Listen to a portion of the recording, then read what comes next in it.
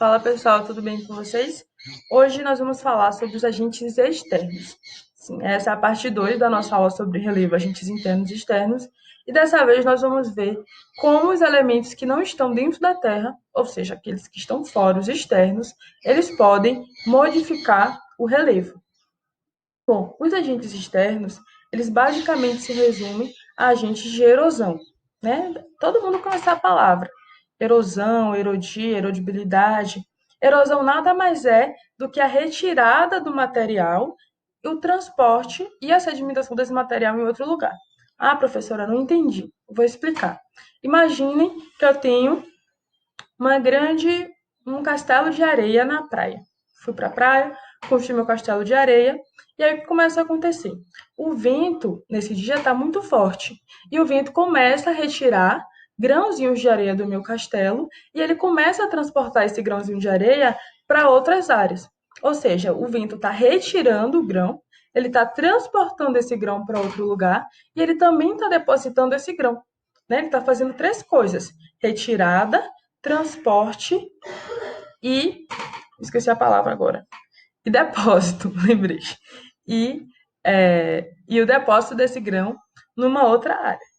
Vamos entender como isso aqui funciona na prática.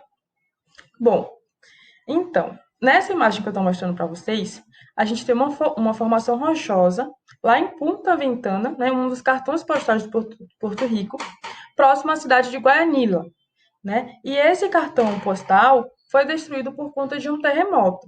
Então, a gente já falou do terremoto na aula passada, né? O terremoto, como ele é formado, muito embora a gente ainda não tenha falado mais ou menos, desculpa, muito embora a gente ainda não tenha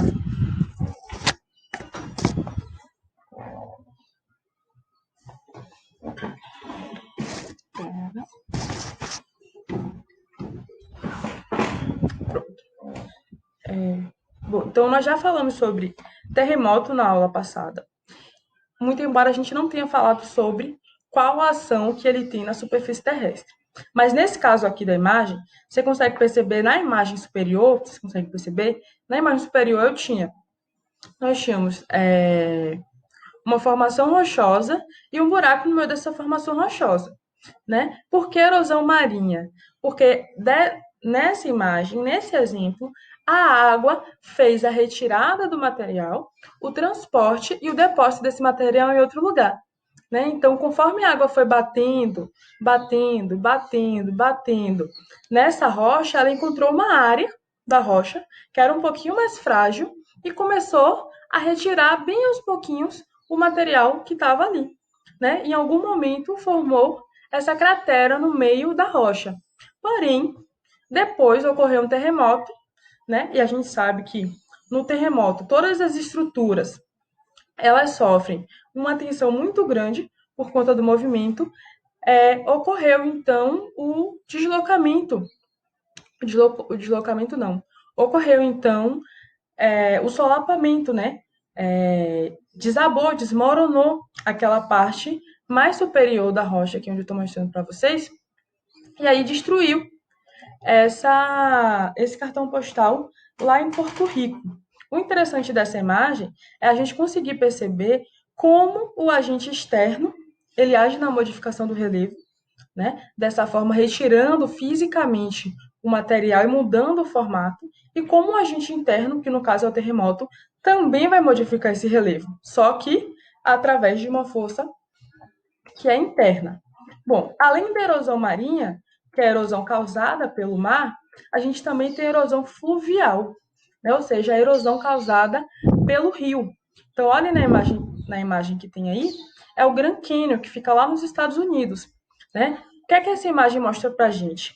Todo esse buraco gigante que a gente encontra aqui no Grand Canyon, um dia passava um grande rio, que era o Rio Colorado, né? Essa aguinha, esse rastro de água que passa ainda aqui embaixo é o Rio Colorado, só que hoje num nível muito menor do que ele era antigamente. Então, o que aconteceu? Ao longo de milhares e milhares de anos, esse rio foi esculpindo essas rochas, né?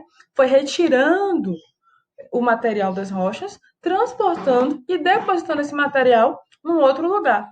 E aí, ao longo do tempo, a gente vai percebendo a mudança no relevo E vai também notando que a ruptura maior que a gente tem aqui, né, na escarpa, ou seja, aqui nas bordas da rocha, é exatamente o lugar por onde o rio passava, né? Até porque ele está aqui embaixo.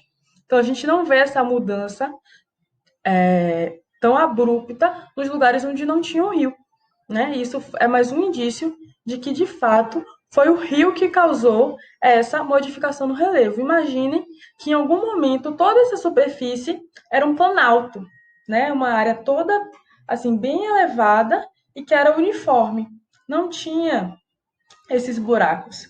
E agora, né, depois de milhares e milhares de anos do rio passando por ali e retirando esse material, ele conseguiu esculpir a rocha nesse nível, né? A gente consegue perceber com profundidade bem grande.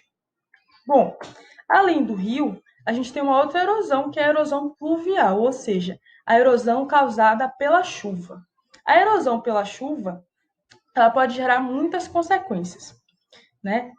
Normalmente ela vai ser mais agressiva em terrenos que são muito inclinados, ou seja, tem um terreno que ele é muito íngreme, né? Uma declividade muito acentuada e também sem a proteção da vegetação. Então eu tenho aqui dois exemplos para vocês. O primeiro é um deslizamento de massa que aconteceu aqui em Salvador e o segundo é uma ravina, né? Na verdade, já uma vossoroca. A ravina é o primeiro estágio de quando a água consegue cavar esses sulcos, né, no solo. E aí, quando ele vai aumentando de tamanho, a gente começa a chamar de vossoroca, né? Vejam como isso pode modificar bastante o relevo, se não for contido rapidamente, né? Em algum momento, se essa vossoroca aqui, ela continuar aumentando de tamanho, provavelmente essa rua vai deixar de existir.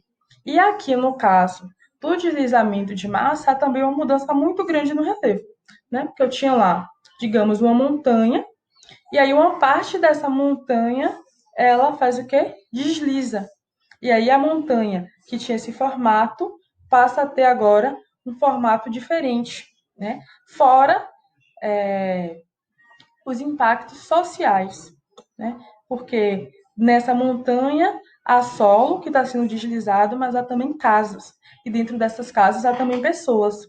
Então, no caso da erosão pluvial causada pela chuva, a gente tem uma consequência muito grave na área social, né? E por isso essa erosão ela precisa ser combatida muito fortemente. Bom, vou trazer agora para vocês um outro tipo de erosão marinha, que é a formação das falésias.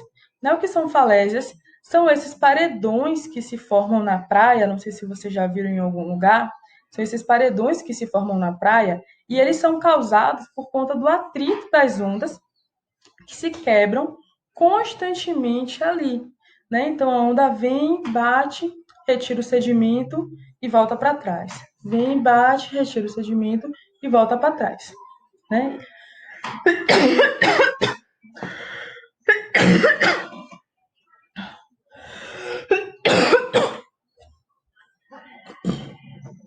Desculpa.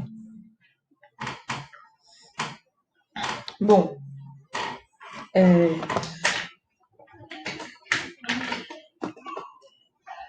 vou falar sobre essa erosão marinha.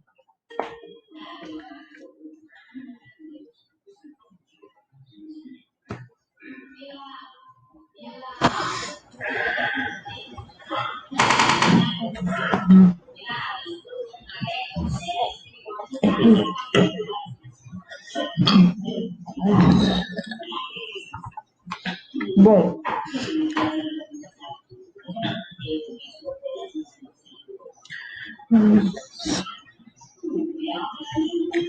bom, e nós temos também a erosão eólica, ou seja, a erosão causada pelo vento, né? E essa erosão causada pelo vento, ela pode acontecer de várias formas. Então, olhem que interessante. Nessa imagem aqui de cima, o vento está esculpindo o relevo no formato parecido com folhas, né? Uma erosão foliar, digamos assim, é como se tivesse uma folha em cima da outra e ele vai erodindo essas rochas. Além disso, também pode acontecer esse tipo de erosão aqui embaixo, que vocês estão vendo, né? O vento vai passando e em milhares de anos ele vai formando novas formas na superfície terrestre. Aqui embaixo tem um esqueminha mostrando para vocês como o vento pode esculpir uma rocha. Então observem, isso aqui provavelmente em algum momento era uma área cheia desses morros, né? Mas conforme o vento vai esculpindo, ele vai deixando a superfície cada vez mais plana. Esse material que está sendo transportado pode estar sendo depositado aqui, onde estão se formando as dunas, né? O que é uma duna? É um grande depósito de areia. Essa areia com certeza foi retirada de algum outro lugar. E também um oásis, né?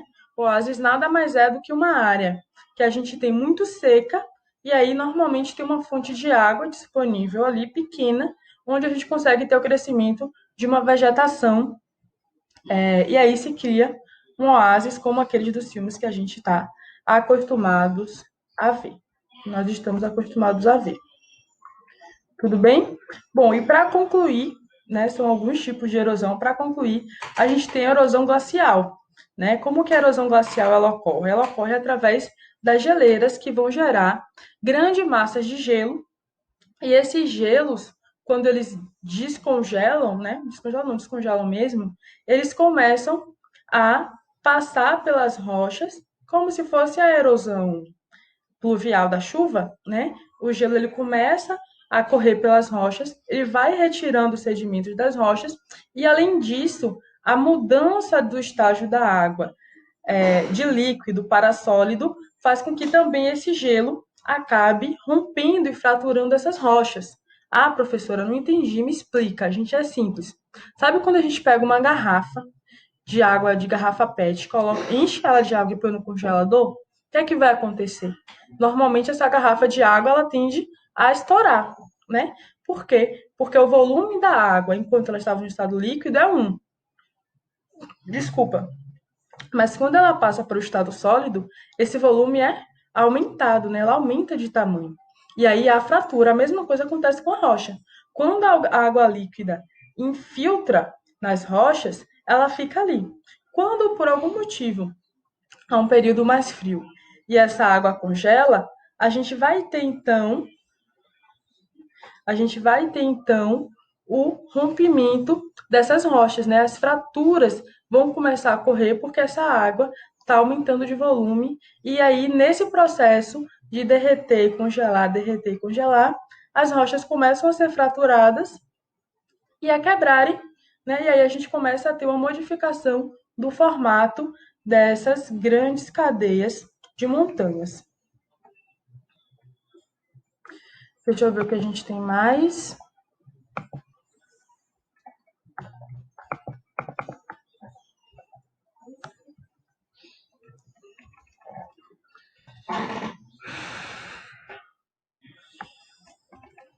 Bom, galera, é isso. Espero que vocês tenham entendido, que vocês tenham gostado e até a próxima. Um beijão.